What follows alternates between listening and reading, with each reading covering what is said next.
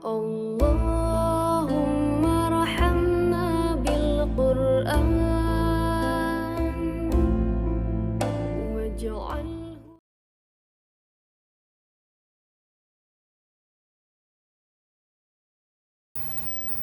Karena kita sebetulnya tidak bisa mengawasi anak kita 24 jam. Terlebih bapak-bapak yang sudah punya putra yang di pondok jauh dari rumah, tentu kepikiran anaknya, mau ngilingi anaknya gimana dan seterusnya tidak bisa. Maka tentu kita titipkan kepada Allah Subhanahu wa Ta'ala. Kalau bapak-bapak nitipkan putra-putrinya di Rutab, ketika bapak-bapak sedang bekerja, anak-anak di sini, maka nitipkannya jangan kepada para guru, Pak, atau tawakalnya jangan kepada para ustadzah di Rutab. Itu tawakal yang keliru. Tetapi tawakalnya kepada Allah. Nah, kalau kita sudah serahkan urusan kita kepada Allah Subhanahu wa Ta'ala, maka nanti Allah yang akan berkenan untuk membantu para ustadzah di sekolah mendidik anak-anak kita. Jadi memang harus rating dulu, Pak. Iya. Rating munggah ke Allah Subhanahu wa Ta'ala, minta pada Allah, titipkan kepada Allah anak kita, tawakal kepada Allah, nanti biarkan Allah yang ngurusi anak kita di Rutab. Tidak boleh kita bertawakal kepada ustadzah di Rutab atau para guru di Rutab, karena itu tawakalnya keliru. Iya. Tawakal yang keliru dan termasuk bagian dari kesyirikan. Iya, karena tawakal kepada selain Allah Subhanahu wa Ta'ala. Salawat dan salam mudah-mudahan senantiasa tercurah kepada suri tauladan kita Nabi Muhammad Sallallahu Alaihi Wasallam, pada para keluarga, para sahabat, dan para pengikutnya hingga akhir zaman kelak. Amin ya rabbal alamin. Baik bapak sekalian, tidak terasa ya Pak ya ketemu lagi ya. Sesasi jebulan ini pendek. Iya, alhamdulillah. Itu menunjukkan bahwa akhir zaman itu memang dekat, karena ditandai dengan cepatnya waktu. Baik bapak ibu, bapak-bapak, ya kita masih melanjutkan materi yang kemarin ya, berkenaan dengan adab, ilmu, iman dan Al-Quran. Ya, pada pertemuan kemarin kita sampaikan bahwa mendidik anak itu merupakan satu bagian ibadah kepada Allah. Nah, karena ini merupakan hal yang besar, merupakan satu bentuk peribadahan, tentu Allah Subhanahu wa Ta'ala sudah menyiapkan rambu-rambu. Ya, menyiapkan rambu-rambu do and don'ts-nya. Ya, apa yang harus dilakukan dan apa yang tidak boleh dilakukan. Kenapa merupakan bentuk ibadah? Karena merupakan satu perkara yang diperintahkan oleh Allah Subhanahu wa Ta'ala, terutama kepada para bapak, ya, kepada para abah. Ya. Imam Malik mengatakan lan yusliha akhira hadhil ummati illa ma aslaha awwalaha. Tidak akan bisa memperbaiki kondisi orang-orang yang datang kemudian dari umat ini kecuali dengan apa yang telah memperbaiki kondisi orang-orang pertamanya. Jadi Pak, kalau kita itu mau move ke depan, mau grow up, bertumbuh, ya, mau menatap masa depan, maka senantiasa tengoklah ke belakang. Iya. Ya, kenapa? Karena cetakannya itu sudah dipastikan oleh Allah itu berhasil. Ya, sudah dipastikan berhasil. Yang paling akhir kita sering mendengar Khalifah Rashidah yang kelima, Umar bin Abdul Aziz, itu bisa memakmurkan bumi dalam kurun waktu 29 bulan. Ya. Umar bin Abdul Aziz itu anaknya siapa Pak? Abdul Aziz, nah ya. Abdul Aziz anaknya Marwan, Abdul Aziz bin Marwan, ya. Kan itu cicitnya Umar bin Khattab, ya. Itu bisa memakmurkan bumi itu 29 bulan. Kalau kita pemerintahan kan ada 100 hari pertama, nah, asing. Nah itu cukup waktu 29 bulan bisa memakmurkan bumi. Nah contoh-contoh yang kita gunakan sebagai rujukan sudah Allah sediakan, terutama pada masa Rasulullah Shallallahu Alaihi Wasallam dan 3 kurun terbaik, ya khairun nas qarni, tsummal ladzina yalunahum, tsummal ladzina yalunahum. Sebaik-baik manusia itu adalah generasiku, yaitu generasi sahabat.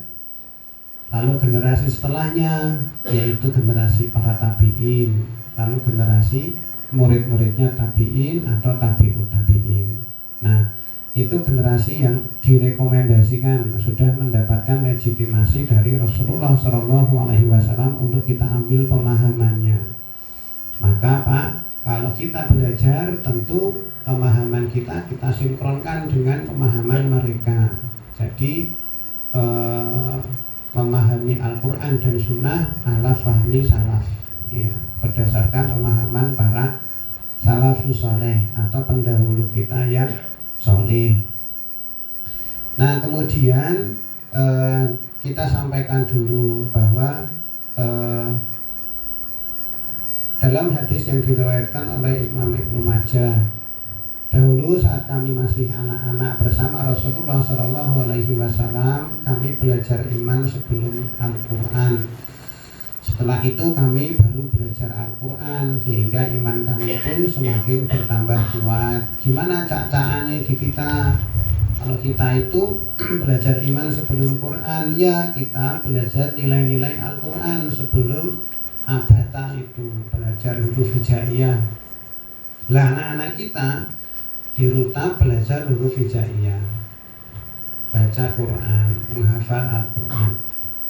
Tapi harus ada yang mendahuluinya Pak, yaitu iman sebelum belajar Al-Quran. Kapan? Dulu sebelum masuk rutab, anak-anak mendapatkan pelajaran keimanan. Dari siapa? Bapak dan ibunya. Nah berarti sudah selesai, artinya fasenya sudah selesai. Maksudnya sudah selesai itu fase imannya mestinya dulu ketika sebelum masuk di rutab sudah diberikan. Bahkan sejak si kecil dalam kandungan. Gimana petunjuknya? Ketika ibunya Maryam, ibunda Hana itu beliau meniatkan, saya nazar kalau besok anakku lahir tak minta untuk jadi orang sosok yang berkhidmat di Baitul Maqdis. Nah berarti sejak hamil pun sudah punya cita-cita yang tinggi, punya himmah aliyah. Jadi Pak, jadi marbot masjid itu zaman dulu itu suatu kemuliaan. Ya, seperti apa yang diucapkan oleh Ustadz Jazir. Perso Pak Ustadz Jazir. Nanti kira. Dulu ketua masjid Jogokarian. Ya, masjid yang luar biasa. Itu beliau kalau ditanya pekerjaannya apa Pak? Saya pekerjaannya ngurusi masjid. Itu utamanya, yang lain itu sambilan. Maka uripe berkah. Segala sesuatu yang dikaitkan dengan masjid dan Al-Quran itu insya Allah berkah. Ya.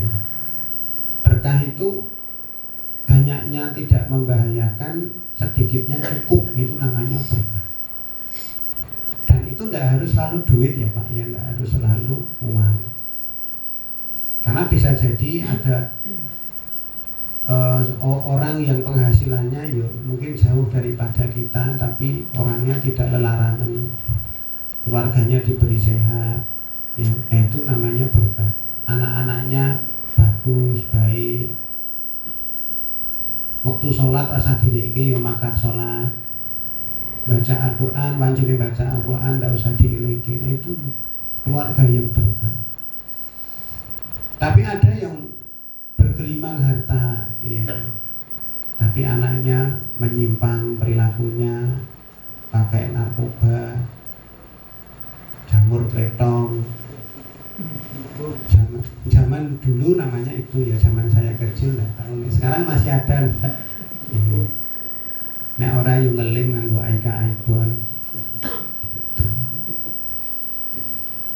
Kalau enggak ya nanti terjerumus dalam pergaulan yang bebas ya, gitu. Tapi nggak jadi parameter ya Pak. Kalau anaknya buruk itu terus bapaknya buruk. Nanti nggak kemudian kita nyalahkan Nabi Nuh. Gitu. Nabi Nuh itu anaknya kafir. Tetapi tidak kemudian menjadi satu indikasi kalau Nabi Nuh gagal didik anak. Enggak gitu. Nah, maka di situ ada iman, ada belajar, ada Al-Quran. Nah, dalam belajar Imam Malik mengatakan pelajarilah adab sebelum mempelajari satu ilmu. Adab itu tata etika, perilaku yang baik atau kebaikan yang muncul, baik itu ucapan, baik itu cara berpakaian, baik itu tingkah pola, itu semuanya baik. Ya. Itu adab. Kenapa kok harus kita beradab? Kalau kita menuntut ilmu harus beradab karena kita itu mencari sesuatu yang hanya Allah berikan pada orang-orang yang Allah pilih. Hidayah irsyad dan hidayah taufik itu Allah berikan pada orang-orang yang Allah pilih. Jadi kita mintanya kepada Allah. Kenapa kok orang itu enggak sinau kok ira dong itu ya, nggak hafal-hafal, nggak paham-paham, sudah ngaji lama kok yuk amalannya kok biasa saja, nggak ada unda-undaan nih. Itu karena Allah nggak berkenan atau belum berkenan memasrahi kita hasil dari ilmu atau memasrahi kita ilmu itu. Ya. Kenapa? Nah, karena kita mintanya dengan adab yang kurang baik. Sama kalau kita baca Al-Quran, kita akan mendapatkan manfaat dari Al-Quran itu kalau kita adabnya baik. Adab dalam membaca Al-Quran itu kan ada Pak. Misalnya berwudu dulu, cari tempat yang bersih, khusyuk itu. Ya terlepas nanti ada tempat-tempat yang di mana kapan saja kita kok pengen baca Al-Quran itu, tapi alangkah lebih baik ya kita menghiasi diri kita itu dengan adab-adab yang luhur. Baik, nah itu yang pertama tahun kemarin adab ya. Adab kemudian disampaikan adab terhadap guru. Iya, adab-adab dalam berarti terhadap guru karena kita menitipkan anak kita ke satu lembaga pendidikan yang ada ustadzahnya, ada ustadznya, ada gurunya. Pertama, mengetahui keutamaan guru dan tidak melupakan jasa baik. Ya. Mendoakan para guru ya. Kemudian yang kedua, bersabar terhadap guru berkenaan dengan perilaku guru yang mungkin kok kita nggak seneng, nggak pas gitu. Nah itu kita sabar dulu, kita carikan alasan terbaik bagi saudara kita. Dan itu berlaku untuk semua Pak. Kalau kita itu nemu teman-teman kita, saudara kita, tetangga kita kok perilakunya kita nggak berkenan, kelihatannya keliru, itu kita carikan alasan terbaik. Mencari alasan terbaik itu yang dimaksud adalah husnudzon. Oh mungkin dia begini begitu karena ya yang baik-baik saja gitu. Kemudian yang ketiga, berterima kasih kepada guru. Lalu yang keempat, meminta izin ketika menyampaikan sesuatu kepada guru, baik itu via WhatsApp, WA, telepon gitu. Atau secara langsung, atau kita mau berkunjung atau apapun. Nah itu kita minta izin, minta izin kepada guru. Lalu yang kelima, santun dalam bertutur kata kepada guru. Nah kelima hal ini Pak kita lakukan dalam rangka kita mengharapkan keberkahan ilmu yang ada pada anak-anak kita. Jangan sampai ilmu yang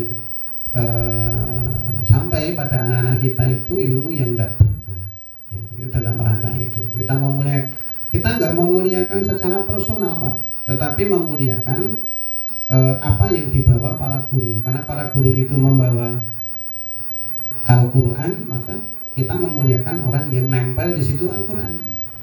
Seperti ketika bulan diturunnya Al-Quran, maka menjadi bulan yang paling mulia. Malaikat yang menurunkan Al-Quran, malaikat Jibril menjadi malaikat paling mulia. orang yang mendapatkan Al-Quran, wahyu, menjadi manusia yang paling mulia. Maka orang-orang atau apapun yang itu dikaitkan dengan Al-Quran itu mesti mulia, Pak. Nah, yang menghinakan orang-orang yang dekat dengan Al-Quran berarti dia itu hina. Jadi sederhana, Pak. Kalau kita itu dihina oleh orang-orang yang jahat itu tidak apa-apa, ya, biasa saja. Karena mereka sudah hina di hadapan Allah Subhanahu wa Ta'ala. Baik, kemudian yang kedua, Pak, kita lanjutkan iman. Iya. Siklus yang berlaku diawali dengan iman. Ingat kembali bahwa para sahabat belajar iman sebelum belajar Al-Quran. Ya, makna belajar iman sebelum Al-Quran adalah ditanamkannya nilai-nilai keimanan dari Al-Quran dan Sunnah pada diri anak-anak sebelum mereka bisa membaca Al-Quran. Nah, cara-caranya, Pak, di situ yang pertama adalah dengan menghidupkan fitrah. Ya, fitrah. Rasulullah Shallallahu Alaihi Wasallam bersabda, "Kullu mauludin yuladu alal fitrah." Setiap anak itu lahir dalam keadaan fitrah. Pada asalnya itu fitrah. Fitrahnya apa? Iman, Pak. Tauhid. Iya. Ketika di dalam rahim ditanya, apakah kamu mengakui kalau aku ini Tuhanku, Tuhanmu? Alastu birabbikum, qala ya, dan dia mengatakan iya. Rahim, di dalam rahim itu kita sudah ditanya oleh Allah. Untuk apa? Berikrar kalau Allah itu Roh, Tuhan. Maka meskipun seorang anak itu lahir dari rahim ibu yang kafir, ya, apakah itu Hindu, Buddha, Kristen, Katolik, itu berada dalam keadaan fitrah Muslim. Ya. Fa'abawahu yuhawidani, maka bapaknya yang menjadikan Yahudi, au yunasirani atau Nasrani, au yumajisani atau Majusi. Fa'abawahu, laki-laki bapak yang jadi tertuduh, atau orang tua. Orang tuanya lah yang menjadikan Yahudi, Nasrani atau Majusi. Di situ nggak disebutkan ustadzahnya atau tetangganya, enggak, tapi orang tuanya. Lah, apakah yang dimaksud menjadikan Yahudi, Nasrani atau Majusi itu menjadi pemeluk agama itu? Enggak. Ya. Cuma mengikuti gaya hidup mereka. Gaya hidupnya Yahudi, Majusi, Nasrani. Ya. Maka penting, Pak, nanti belajar gaya hidupnya orang-orang mereka itu. Untuk apa? Untuk dihindari. Kalau para sahabat itu suka menanyakan hal-hal yang benar, Hudzaifah itu suka menanyakan hal-hal yang keliru. Untuk apa? Untuk menghindari. Jadi kita belajar hal-hal yang buruk itu bukan untuk melakukan, tetapi untuk menghindari itu. Maka Syekh Muhammad At-Tamimi menulis buku yang berjudul Masail Jahiliyah atau permasalahan-permasalahan jahiliyah. Di situ banyak dijelaskan berbagai perbuatan jahiliyah. Imam Al-Zahabi menulis buku Al-Kabair. Ada 60 lebih dosa-dosa besar. Kemudian Syekh Al-Munajjid menulis buku ringkas kecil, ya, judulnya dosa-dosa yang dianggap biasa. Nanti googling di internet itu ada, Pak, softfile-nya. Itu untuk apa? Untuk dihindari. Ya. Jadi yang menjadikan mereka itu, anak-anak itu berlaku sebagai Yahudi, Nasrani, Majusi itu tersangka pertama ya orang tua. Karena bergaul pertama ya dengan orang tua. Ketika anaknya itu meniru orang tuanya, kalau orang tuanya melakukan hal yang keliru ya member gitu. Ada ada orang tua yang sambat, kok anak saya perilakunya kok begini dan begitu. Setelah main game online, yang ngasih fasilitas siapa? Ya saya. Ya dijawab, berarti selamat ya, Bapak sudah mengantarkan anak Bapak sesuai kehendak Bapak, karena difasilitasi main game online itu misalnya ya. Nah itu fitrah atau keimanan ya, keimanan. Nah dalam hal keimanan ini Bapak-bapak, Rasulullah menekankan betul ya, ketika beliau berdakwah 23 tahun, 13 tahun di Makkah, 10 tahun di Madinah. Yang 13 tahun itu Rasulullah SAW menanamkan akidah ya, menanamkan akidah keimanan bagi para sahabat. Fungsinya apa? Agar mereka punya pondasi. Nanti ketika di fase Madinah itu semua syariat turun, sudah lapang dada untuk menerimanya. Maka apa? Ketika ayat hijab apa ya? Jilbab, ya jilbab. Karena hijab itu sesuatu yang membatasi. Ya. Ayat yang perintah untuk berjilbab itu turun, para sahabiah yang berada di luar langsung pulang Pak, langsung pulang kemudian nyari kain untuk berjilbab untuk bisa keluar lagi. Itu begitu mendengar ayat turun Pak, satu kali dengar Pak, satu kali dengar. Yang tidak mendapatkan kain cari korden, kemudian dipakai untuk berjilbab, terus kemudian keluar. Nah begitulah para sahabat, para sahabiah yang akidahnya kuat, itu ketika menerima syariat itu langsung dilaksanakan. Begitu ada ayat yang mengharamkan khamar, penjual khamarnya langsung membuang khamar dagangannya dan bejananya dipecahkan. Jadi nggak ada tapi wah sikek yo ki anu pangpo jiwaku kok nek aku ora duwe duit kepiye, itu nggak ada istilahnya kayak gitu kan. Murid pengajiannya istri itu salah satunya itu pegawai BNI Bank Konvensional. Beliau adalah pegawai teladan se-Indonesia nomor 2 Pak. Iya. Jadi kalau Mbak Wati ini itu mau ngakses rekening di bank manapun, di cabang manapun itu bisa. Nek misalnya beliau masuk ke salah satu cabang, kemudian tolong ini yang sudah ditransfer ditarik lagi, itu bisa. Dan memiliki akses dimanapun ya, terhadap rekening siapapun, itu bisa. Ngaji sama istri sebulan, 2 bulan, 3 bulan, pada akhirnya apa? Beliau resign dari pekerjaannya di bank tadi itu. Setelah apa? Ya setelah mengetahui kalau bekerja di situ itu merupakan bagian dari riba. Riba itu singkatan ya Pak ya, akronim. Ada yang tahu? Riba, ngeri banget.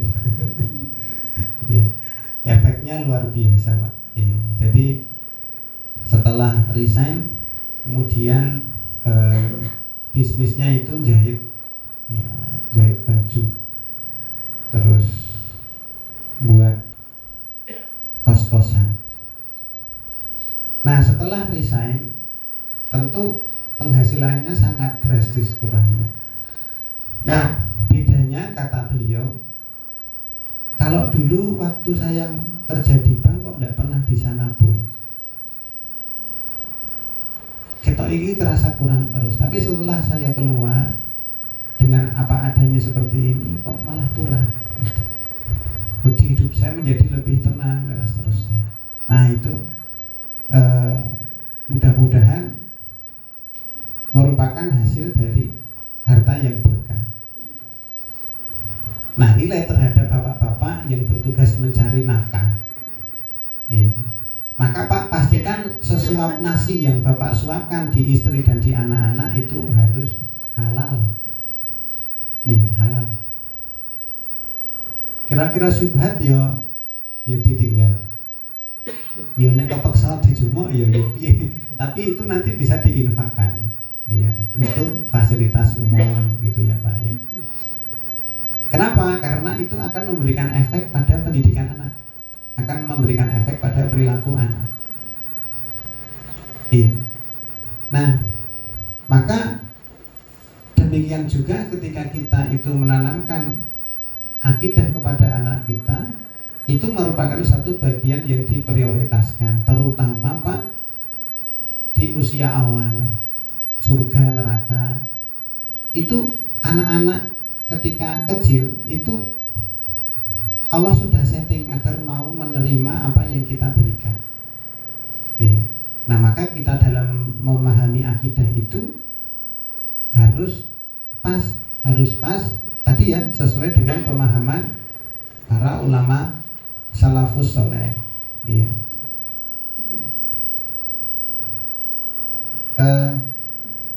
Allah berfirman di surat Zukhruf. Saya ayatnya lupa ya, nanti dicari ya. Ayatnya lupa.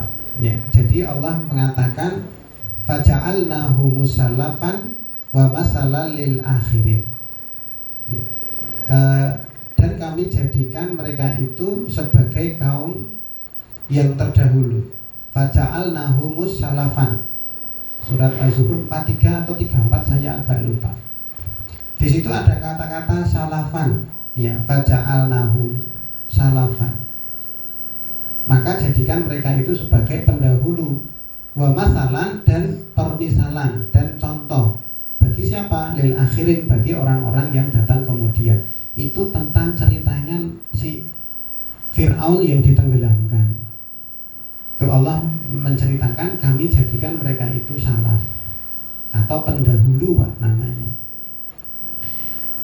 Nah, kalau istilah salaf atau pendahulu itu panjenengan bubui ya di belakangnya menjadi i, menjadi salafi, itu berarti adalah orang-orang yang mengikuti orang-orang terdahulu. Nah, kalau ditambah lagi soleh berarti salafus soleh atau para pendahulu yang soleh. Siapa? Nah tadi Rasulullah sudah menceritakan, sudah mengabarkan khairunas qarni, sebaik-baik zaman, sebaik-baik manusia itu zamanku, para sahabat, lalu para tabi'in dan tabi'ut tabi'in.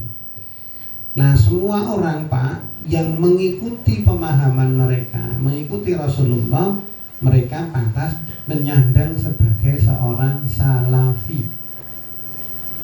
Nah, sederhana sebetulnya. Cuma jadi bapak-bapak mungkin kalau melihat media sosial dan seterusnya sering mendengar kata kelompok salafi kan gitu ya. Itu menjadi satu kelompok tersendiri, padahal enggak. Salafi itu bukan satu organisasi atau bukan satu kelompok, tetapi satu sifat Pak. Satu sifat yang ditempelkan pada seseorang yang mereka itu mengikuti para salafus soleh.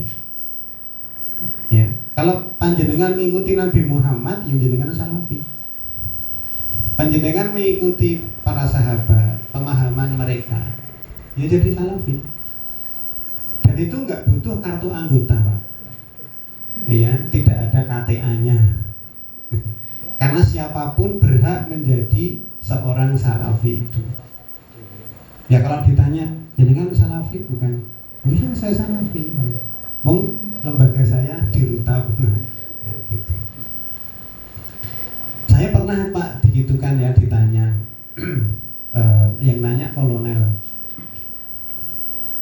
Beliau kepala sekolah, kalau di sekolahnya itu di Blok Ongitan itu kayaknya ada SMK penerbang atau apa, saya SMA Angkasa. Nah itu, nah saya bertugas ke sana, ditugaskan oleh kementerian untuk menjadi pengawas ujian akhir nasional di sana, peninjau dari universitas.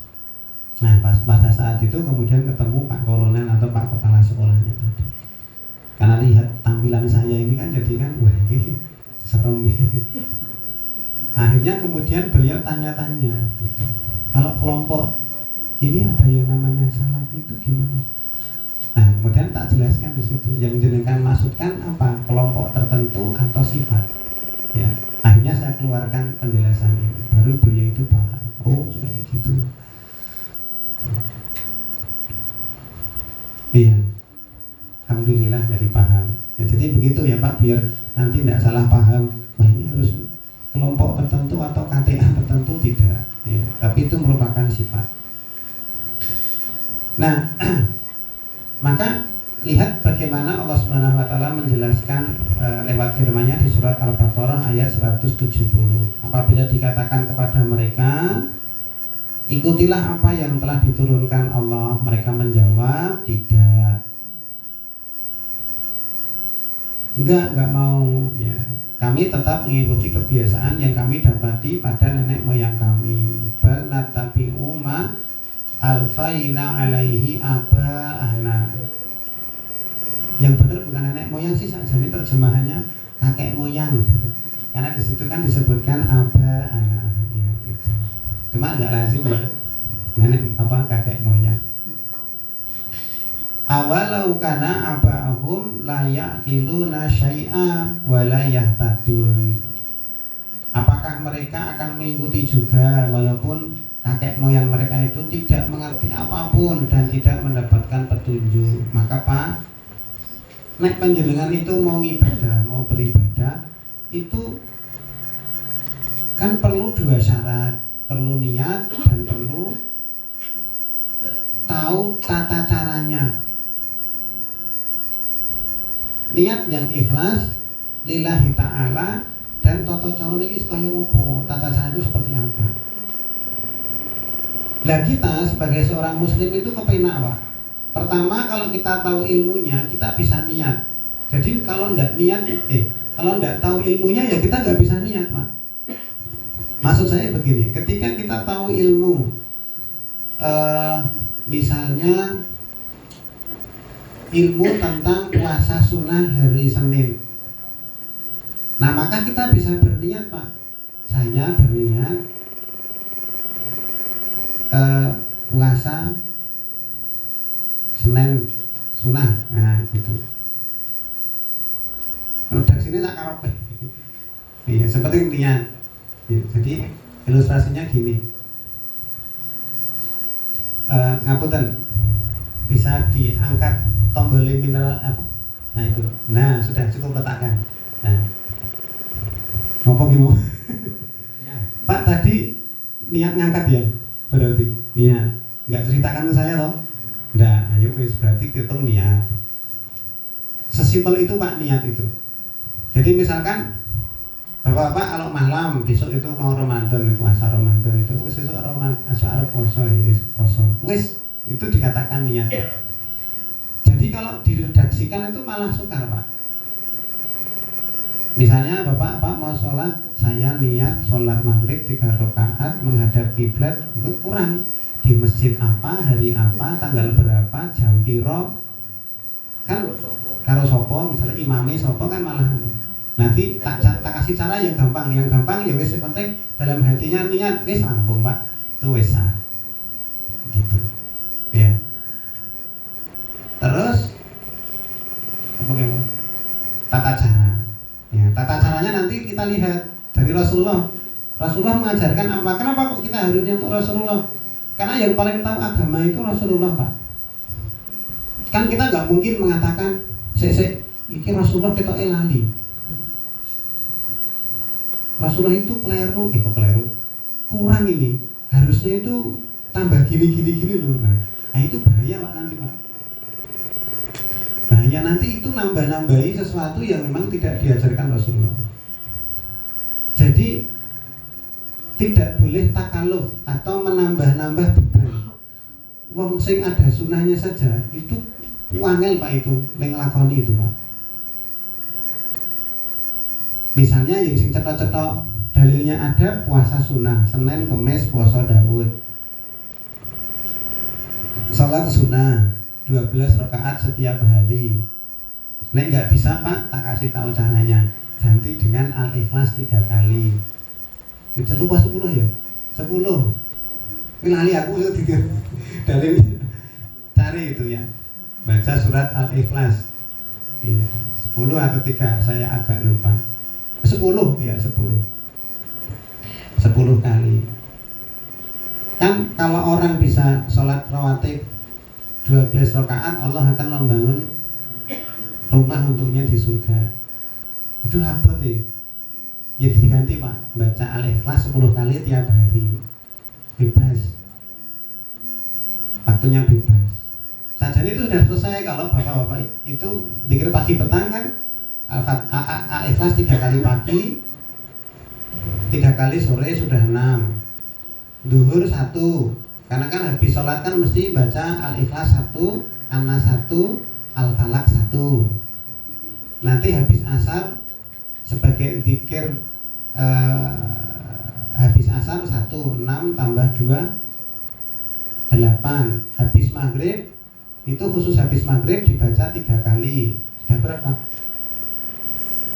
11. Habis isya 1. Mau tidur baca Al-Ikhlas lagi sebagai zikir sebelum tidur. Itu udah dirutinkan. Nah itu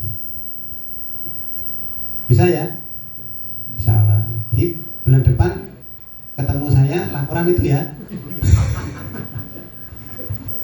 Laporan, Pak, saya sudah baca Al-Ikhlas 10 kali tiap hari. Sakjane ya enteng. Nek ngabur. Ringan kenapa? Ringan cuma kulhu 10 kali, kulhu 10 kali. Tetapi yang susah adalah istiqomahnya. Itu. Iya, baik kembali ke sini lagi ya. Maka di situ dijelaskan apabila dikatakan kepada mereka itulah apa yang telah diturunkan Allah. Nah mereka itu jawab gini Pak, enggak, kami pokoknya ngikuti kebiasaan yang didapatkan dari simbah-simbah kami dulu. Kan gitu kadang-kadang.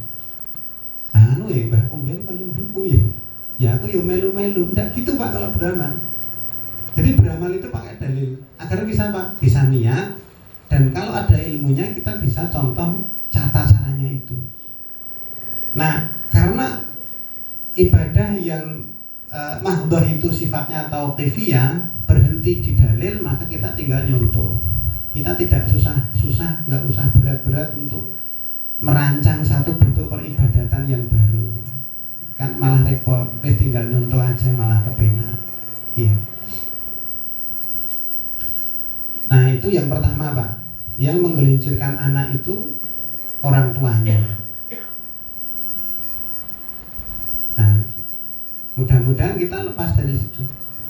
Karena kita nggak ingin toh menjadi bagian dari oknum-oknum itu. Nah faktor kedua Pak yang menggelincirkan anak dari fitrahnya adalah setan.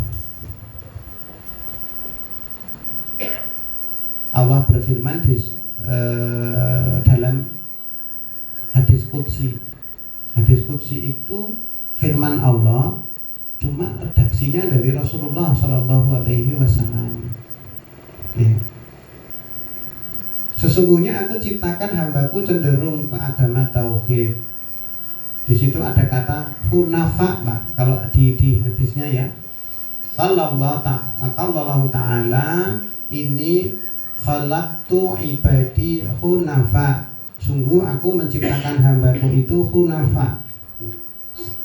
Hunafa itu kalau kita sering mendengar dalam kehidupan sehari-hari namanya hanif. Ya, hanif. Oh dia itu orang yang hanif. Itu sajane itu memiliki makna hunafa ini Pak. Hunafa itu cenderung. Cenderung itu bahasa sinonimnya mailun. Mailun itu berpaling. Jadi berpaling dari kesyirikan ke tauhid. Nah itu namanya cenderung. Kan di situ terjemahannya kan cenderung. Ya, cenderung itu misalnya saya hadap ke sana kemudian, nah ini saya cenderung ke sana. Ya, berpaling dari kesyirikan menuju ke tauhid, itu namanya hunafa. Ya, hunafa atau hanif. Faja'athum syayatin, kemudian datang kepada mereka setan-setan. Nah, setan itu ya mungkin dari manusia dan dari jin. Ya, kan kita berlindungnya kan kalau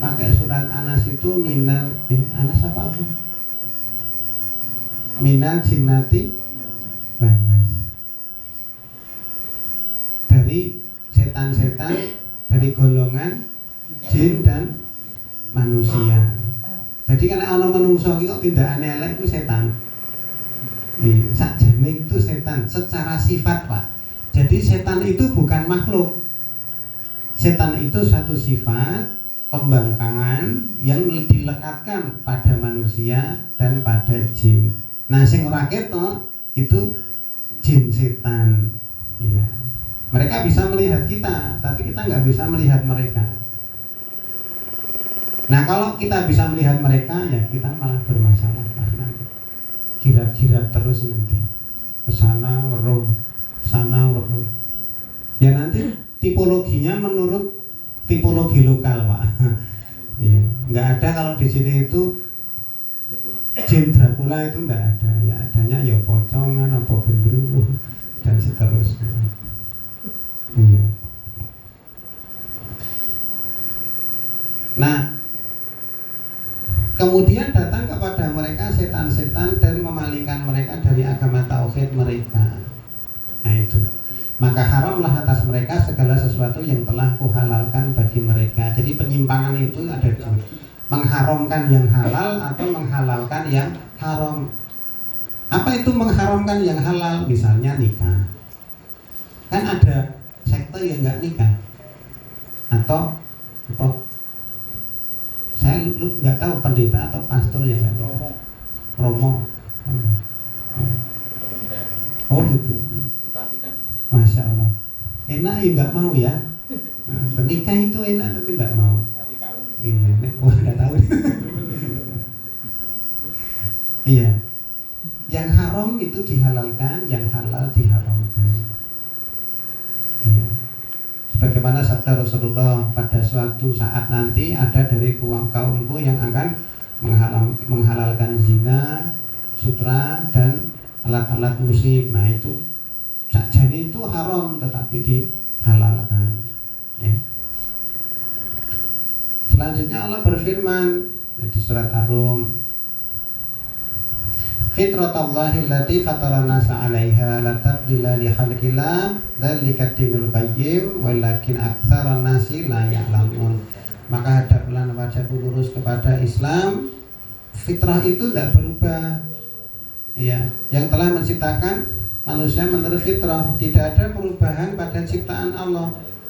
Itulah agama yang lurus. Tapi kebanyakan manusia tidak mengetahui. Nah, jadi Allah itu menciptakan manusia itu dalam fitrahnya. Fitrahnya itu fitrah tauhid, fitrah iman. Jadi dijaga Pak fitrahnya. Syekh Alawi bin Abdul Qadir As-Segaf, seorang Alawiyin berakidah Ahlussunnah wal Jamaah dan lurus. Nanti penjelasan tentang apa sih Ahlussunnah wal Jamaah nanti dibahas di lain hari karena ini butuh penjelasan yang panjang. Saat beliau menjelaskan ayat ini, beliau mengatakan secara asal manusia itu diciptakan di atas tauhid. Jadi saat dilahirkan sudah mentauhidkan Allah.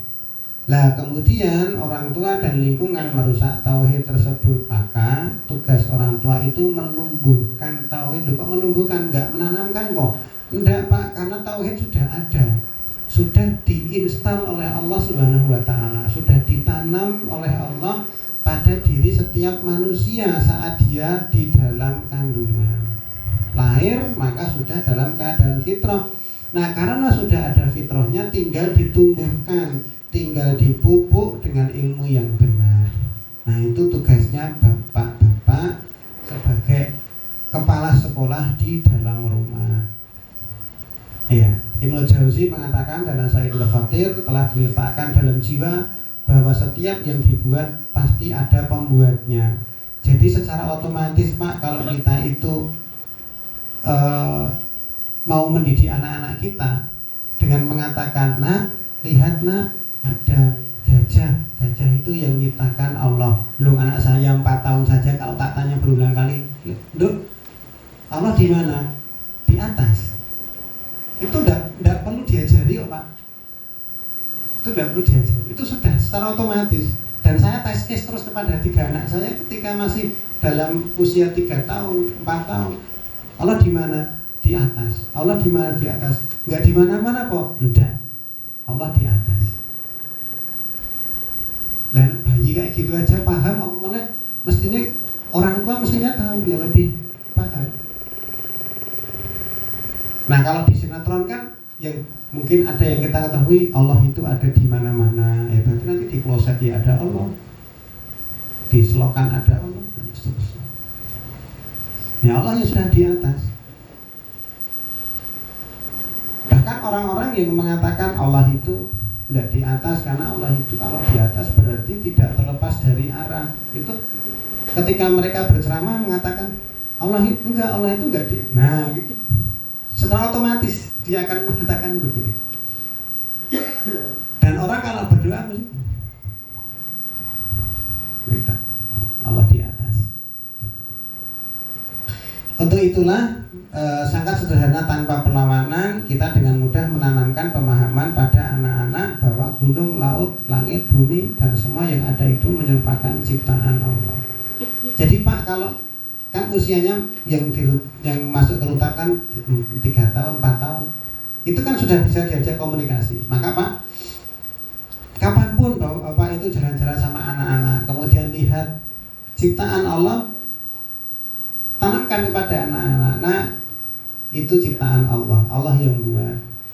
Nah, kita bisa makan, Allah yang kasih. Terus gitu Pak. Itu sudah secara otomatis anak-anak itu akan menerima tanpa perlawanan. Tidak butuh dalil banyak Pak. Karena memang secara fitrah itu sudah disetting seperti itu. Iya. Nah, proses penumbuhan tersebut dibantu Allah dengan cara Allah berikan rasa ingin tahu pada diri anak-anak, pendengaran, penglihatan, dan lisan untuk bertanya. Maka Pak, nanti kalau bapak-bapak ngomong mesti ditakoni banyak dari anak-anaknya. Pak itu apa, Pak ini apa, dan seterusnya. Nah, dalam bapak-bapak berdialog dengan anak-anak, jangan lupa selalu sisipkan Allah di setiap dialog itu. Terus ditanamkan. Nah, maka Pak, ketika nanti mereka usia sekolah dasar dan belajar puasa untuk persiapan usia balik 12-11 tahun, itu mereka sudah terinstal, sudah tertanam. Apa kok puasa? Saya mau mendapatkan pahala agar masuk surga. Nah, itu ditumbuhkannya itu sejak usia rutap kayak gini.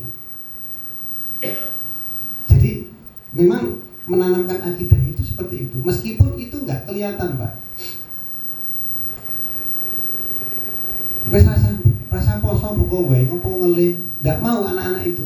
Kalau dia sudah punya niat, dia itu mau dapat pahala, pengen masuk surga.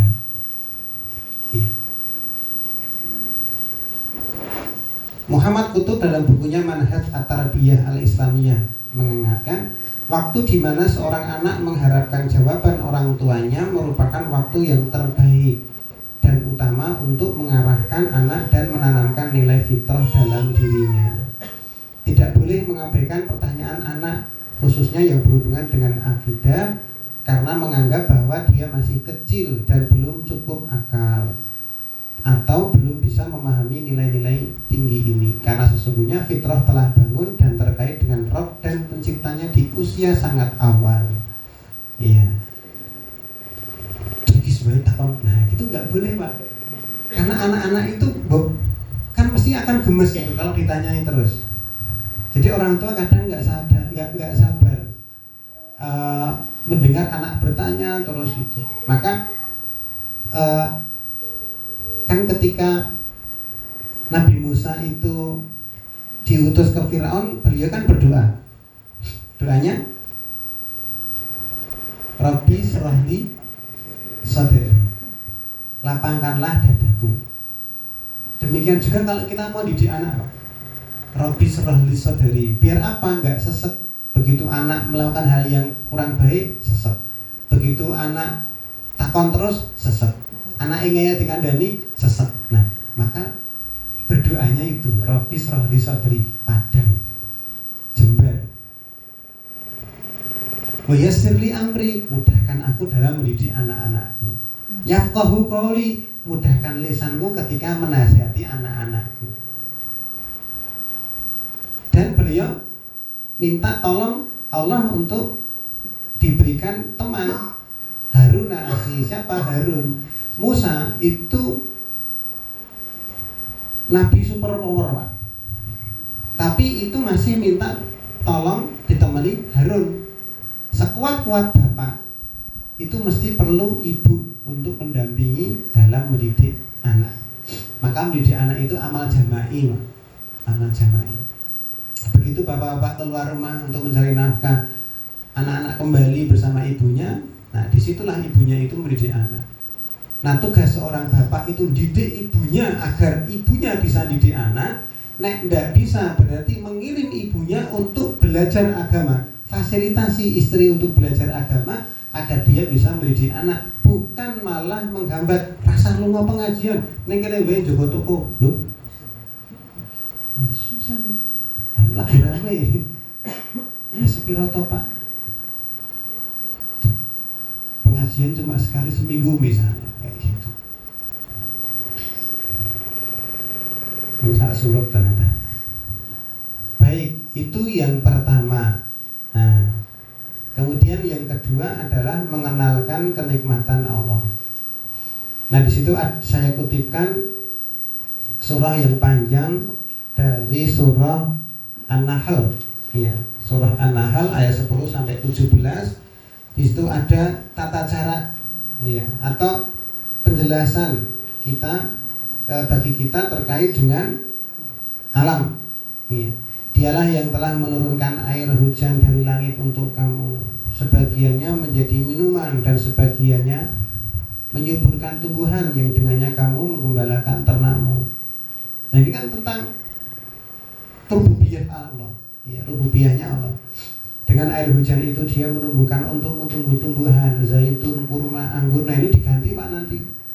Ya, bukan zaitun, bukan kurma, tapi bisa pisang, padi, kayak gitu. Sesungguhnya pada yang demikian itu benar-benar terdapat tanda kebesaran bagi orang yang berpikir. Kemudian ayat yang ke-12, dia menundukkan malam dan siang, matahari dan bulan. Ketika anak-anak dalam malam hari berganti siang, lihat ada bulan, jangan lupa sertakan Allah dalam dialog-dialog kita, dalam perbincangan. Bulannya bagus ya, Allah itu maha indah yang menciptakan bulan itu dan seterusnya. Bintang-bintang dikendalikan dengan perintahnya. Sesungguhnya yang pada yang demikian itu benar-benar terdapat tanda-tanda kebesaran Allah bagi orang yang mengerti. Kemudian dia ciptakan untukmu di bumi ini dengan berbagai jenis dan warna. Betul kan? Banyak suku, ada yang putih kulitnya, ada yang gelap, ada yang sawu matang, mentah, bosok misalnya. Itu kan warna kulit, ya, warna kulit sesuai dengan ininya, apa, sukunya, ya. Dialah yang menundukkan lautan untukmu agar kamu dapat memakan daging segar. Ketika kita di meja makan bersama, makan daging, makan ayam, sambil itu mengingatkan itu dari Allah Subhanahu wa Ta'ala. Kapanpun, Pak, ngantarkan anaknya itu bisa menjadi bagian dari dialog, diskusi gitu. Nah, Bapak-bapak, di Al-Quran itu ada 17 dialog orang tua dengan anak-anak, 14 dialog antara bapak dengan anaknya, 2 dialog antara ibu dengan anaknya, dan 1 dialog antara orang tua tidak disebutkan bapak atau ibu dengan anaknya. Maka Al-Quran itu mengajarkan yang 14 dialog dengan anaknya itu dari 17 dialog antara orang tua dengan anak yang disebutkan Al-Quran, menunjukkan kalau bapak itu yang mestinya lebih cerewet dalam tanda kutip terhadap anak. Maka itu menggugurkan satu teori, Pak, yang mengatakan kalau wanita itu 20.000 kosakata dan laki-laki itu 12.000 kosakata. Mungkin ada yang mengatakan gitu. Tapi itu kita timbang Pak, mestinya kan kita menggunakan rambu-rambu falyakul khairan aw liyasmut. Berkatalah yang baik, kalau nggak bisa ya diam. Nah itulah yang seharusnya menjadi rambu-rambu. Bukan kemudian kalau wanita itu mestinya banyak ngomong dan laki-laki banyak diam. Tidak, laki-laki harus banyak ngomong ketika memang dia dibutuhkan ngomong. Dan wanita juga harus banyak diam ketika memang dia harus diam. Cuma memang pada terapannya ketika seorang laki-laki bertengkar dengan seorang wanita atau suami bertengkar dengan istri, lebih banyak istri yang ngomong. Betul? Iya. Nggak ada istri-istri di sini. Nah kalau sudah istri ngomong, lelaki diam. Kenapa? Karena kalau itu ditandui ngomong itu nanti so kemana-mana Pak itu. Iya, wis mesti. Makanya memberitahu istri, menasihati istri itu jangan pas istri lagi marah. Wis wanggal gitu Pak. Biar dia meneruskannya, biar dia meluapkannya, dirungokne tekan rampung, nek sudah rampung rong, wis saya tak ngomong. Nah, kayak gitu caranya. Nah, itulah suami, Pak. Ya, makanya dia jadi kowam, Pak. Karena akalnya lebih kuat, kesabarannya lebih kuat. Baik. Jika Allah menciptakan, maka Allah lah satu-satunya yang berhak untuk diibadahi. Sebelum usia 7 tahun, tanamkan hal-hal gaib sebaik mungkin. Saat itu anak tidak bisa membedakan, perhatikan ini Pak. Saat itu anak tidak bisa membedakan hal yang nyata dan imajinatif. Apakah itu nyata atau imajinatif? Anak-anak belum bisa Pak. Maka kita tanamkan bahwa bintang yang terbit di pagi hari adalah bulan, maka mereka akan mempercayainya. Bapak-bapak mengajarkan kalau daun itu warna hijau, itu dituruti anak kan? Coba kalau bapak, ya saya nggak ngajari ya, tapi misalkan punya anak ya, eksperimen, kecilnya tak kandani anakku ini misalnya godhong ini warnanya ireng, itu sampai dewasa dia akan mengatakan ya hitam. Jadi anak-anak itu dicetak dengan apapun itu bisa, karena dia nggak bisa membedakan mana yang nyata, mana imajinatif. Anak-anak tahu kalau itu hal itu namanya itu, karena dia itu diajari itu namanya itu. Nah maka gumantung orang tuanya dan gumantung lingkungannya tadi itu. Memang anak-anak belum diperintah saat usia 7 tahun, tetapi bapak-bapak perhatikan Rasulullah ketika memberi nasihat pada Abdullah bin Abbas, ihfadillah yahfadka, dan itu diberikan oleh Rasulullah SAW saat belum genap 7 tahun ketika beliau boncengkan Ibnu Abbas. Ya, boncengkan Ibnu Abbas, anak kecil itu belum genap 7 tahun, diberi nasihat kayak gitu Pak. Ihfadillah yahfadka, jagalah Allah nak, maka Allah akan menjagamu. Rasulullah mengatakan ya gulam gitu. Hai anak, ihfadillah yahfadka, jagalah Allah maka Allah akan menjagamu. Usia sebelum 7 tahun diberi nasihat kayak gitu, paham Pak? Kita yang sudah sebesar ini, setua ini, membaca jagalah Allah maka Allah akan menjagamu. Loh, Allah kok perlu dijaga? Maksudnya gimana? Nah itu kita perlu belajar. Nah dulu Ibnu Abbas sebelum usia 7 tahun ketika diberi nasihat itu sudah langsung paham. Maksudnya jagalah Allah itu adalah dengan cara menjaga syariat agama. Ya. Nah setelah usia 7 tahun maka semakin dikuatkan dengan harap dan terhadap janji Allah. Apa yang kelak akan diperoleh dengan ibadah-ibadah yang dilakukan anak. Baru setelah 10 tahun ditumbuhkan khauf Pak. Ya. Rasa takut kepada Allah dan azab Allah. Kalau itu melanggar nanti ditakut-takuti setelah usia 10 tahun. Di saat itu maka boleh ada hukuman. Ya kan? Iya, maka penanaman khaufnya itu ya setelah 10 tahun. Sebelum 10 tahun tanamkan roja atau harap. Maka jangan nakut-nakuti anak rutab dengan neraka, Pak. Iya, usia rutab, nah besok kamu kalau tidak baca Quran, nggak sholat, masuk neraka. Neraka itu api yang besar. Gila itu Mas.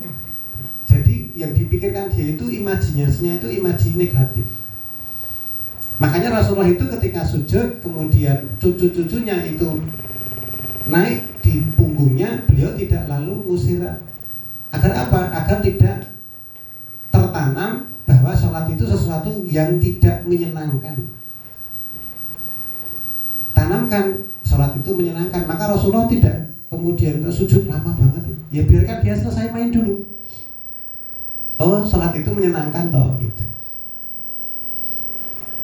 Nah kalau kemudian Rasulullah bangun gelibak, atau kemudian anak-anak diseneni kalau sholatnya bercanda, nah itu akan menimbulkan sholat itu ngeri gitu. Ya. Baik, sampai di situ Bapak-bapak sekalian, kita sampai pada poin B. Nah pertemuan selanjutnya kita akan sampaikan tentang muraqabatullah, kemudian melatih ibadah, lalu yang tidak kalah penting tentang menyampaikan kisah teladan, Pak. Nah, lalu sebulan berikutnya nanti kita sampaikan tentang Al-Quran. Ya. Jadi tentang kisah itu penting karena Bapak perlu berkisah kepada anak-anak. Ya, kalau di rumah. Oke, begitu. Wallahu ta'ala alam. Mudah-mudahan bermanfaat. Waktu saya kembalikan ke Pak Andi. Allahumma rahamna bil Qur'an waj'al